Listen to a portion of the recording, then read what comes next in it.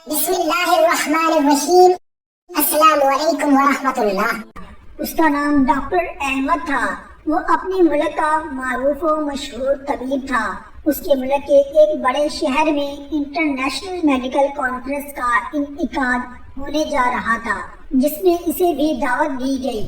Doctor Ahmad کی خدمات کے پیش نظر فیصلہ ہوا کہ وہ اس کانفرنس میں مقالہ پڑھے گا اور اسے اعزازی شیلڈ اور سرٹیفکیٹ بھی دیا جائے گا۔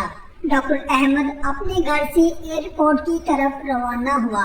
ایئرپورٹ پر معمول کی چیکنگ کے بعد فوراً ہی وہ ہوائی جہاز میں سوار ہو گیا اور اس کی فلائٹ شیڈول کے مطابق پرواز کر گئی۔ کوئی آدھا پونا گھنٹے کے بعد ایئر ہوسٹس کی آواز سنائی دی۔ وہ اعلان کر رہی تھی، معزز حضرات، ہم معذرت خواہ ہیں کہ طیارے میں فنی خرابی کی وجہ سے مجبور ہو کر اسی قریبی ایئرپورٹ پر اتارا جا رہا ہے۔ ہمارے پاس اس کے سوا کوئی چارہ کار نہیں ہے۔ ڈاکٹر احمد کے لیے یہ اعلان نہایت تکلیف دہ اور چونکا دینے والا تھا۔ وہ کرسی سے اٹھا اور ایئرپورٹ کے اعلیٰ افسر کے پاس جا پہنچا۔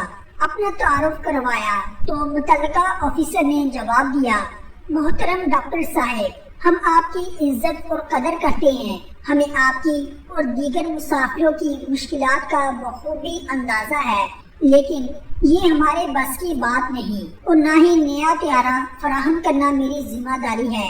البتہ وہ شہر جہاں آپ کو کانفرنس میں شرکت کے لیے جانا ہے، زمینی راستے سے فقط 3-4 گھنٹے کی مسافت پر ہے۔ اگر آپ کو بہت جلدی ہے تو ایئرپورٹ سے کرایہ پر گاڑی حاصل کریں تو خود ڈرائیو کرتے ہوئے مطلوبہ شہر پہنچ جائیں۔ اس نے آفیسر کے مشورے کو پسند کیا اور کار کرایہ پر لے کر متعلقہ شہر کی جانب روانہ ہو گیا۔ اس نے کچھ ہی فاصلہ طے کیا تھا کہ اچانک موسم خراب ہونا شروع ہو گیا۔ دیکھتے ہی دیکھتے زوردار بارش شروع ہو گئی، اندھیرا چھا گیا اور آہستہ آہستہ وہ راہ بھٹکنے لگا۔ اس کی گاڑی کا رخ کسی غلط سمت مڑ گیا۔ 2 گھنٹے کی مسلسل ڈرائیونگ کے بعد اسے یقین ہو گیا کہ وہ راستے سے بھٹک چکا ہے۔ بھوک اور تھکاوٹ کا احساس بھی اسے ستانے لگا۔ وقت تیزی سے گزرتا چلا گیا اور رات کا اندھیرا پھیلنا شروع ہو گیا۔ وہ ایک چھوٹے سے گاؤں کے پاس سے گزرا اور غیر شعوری طور پر اپنی گاڑی ایک معمولی سے گھر کے سامنے روک دی۔ اس کا ہاتھ گھر کے دروازے پر تھا۔ وہ اسے کھٹکھٹا رہا تھا۔ اندر سے ایک بوڑھی عورت کی نحیف و ناتواں آواز سے کہا، بیٹا جو بھی ہو اندر آ جاؤ، دروازہ کھلا ہے۔ ڈاکٹر احمد گھر میں داخل ہوا تو دیکھا کہ ایک بوڑھی عورت متحرک کرسی پر بیٹھی ہے۔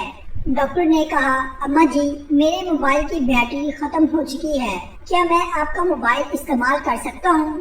بوڑھی عورت مسکرا کر کہنے لگی، بیٹے کون سے پھول کی بات کر رہے ہو؟ شاید تمہیں معلوم نہیں کہ تم کہاں ہو۔ ہمارے ہاں بجلی ہے نہ ٹیلی فون۔ یہ تو ایک چھوٹا سا گاؤں ہے جہاں شہری سہولتوں کا کوئی تصور نہیں ہے۔ میرے بیٹے، وہ سامنے میز پر چائے اور کھانا رکھا ہے۔ لگتا ہے تم بھوکے اور پیاسے ہو، راستہ بھٹک گئے ہو۔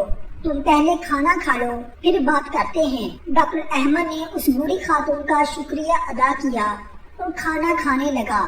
سفر کی تھکاوٹ کے ساتھ اسے شدید بھوک بھی ستا رہی تھی۔ اچانک بوڑھی عورت کی کرسی کے ساتھ والی چارپائی پر حرکت ہوئی اور ایک معصوم بچے نے رونا شروع کر دیا۔ بوڑھی نے اس بچے کو تھپک کر سلایا اور اسے دعائیں دینا شروع کی۔ وہ اس بچے کی صحت اور سلامتی کے لیے لمبی لمبی عاجزانہ دعائیں کر رہی تھی۔ ڈاکٹر احمد نے کھانا کھایا اور خاتون سے کہنے لگا، اماں جان، آپ نے اخلاق سے میرا دل جیت لیا ہے۔ آپ لمبی لمبی دعائیں مانگ رہی ہیں۔ مجھے امید ہے کہ اللہ تعالیٰ آپ کی دعائیں ضرور قبول کرے گا۔ میرے بیٹے، وہ بڑھیا گویا ہوئے، میرے اللہ نے ہمیشہ میری دعائیں سنی اور قبول کی ہیں۔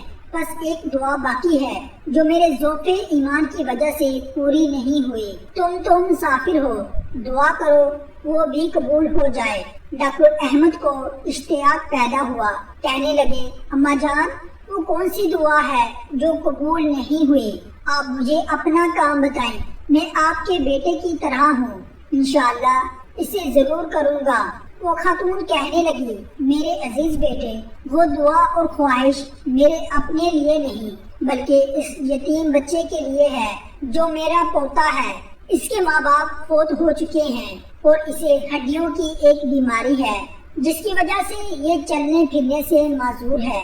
میں نے اس کے بہت علاج کروائے ہیں، بڑے بڑے ڈاکٹروں کے پاس لے کر گئی ہوں، مگر تمام اطباء اس کے علاج سے عاجز آ گئے ہیں۔ لوگوں نے مشورہ دیا ہے کہ اس ملک میں احمد نام کا ایک ڈاکٹر ہے جو اس مرض کے علاج کا ماہر ہے۔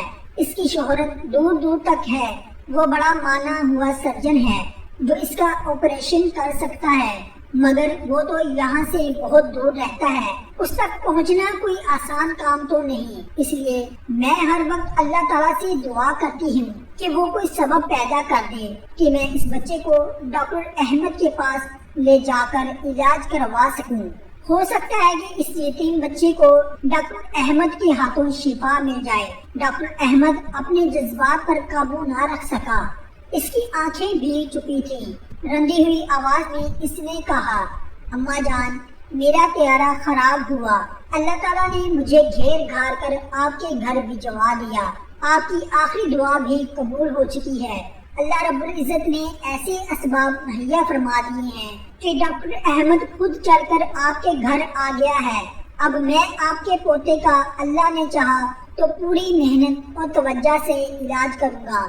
ویڈیو اچھی لگی تو اس کو زیادہ سے زیادہ شیئر کریں۔